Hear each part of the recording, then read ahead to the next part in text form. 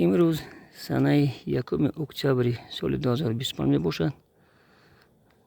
شهر خاروخ قرار داریم در گرمخانه خودم. در این گرمخانه با پرورش سبزیجات از قبیل بودرینگ، کبودی و تربوز مشغول هستم. این تربوز چقدر که میبینید تربوز نوع خیکومی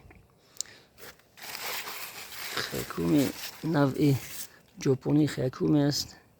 این تربوز زمستانه است، زمینی سورت است. اینا برمیکشه. اونجا وقتش گذشتهش کمتر خشک شده است. اینا باز نزد شما در ترازو میمونه.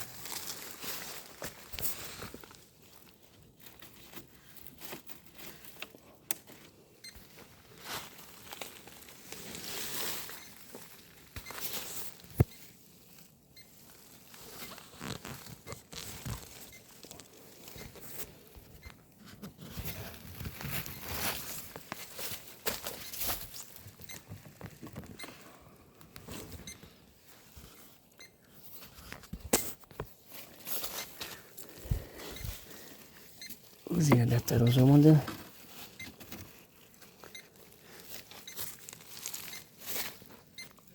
میبینیم 14 کیلو و 620 گرم. این تربوز خودم.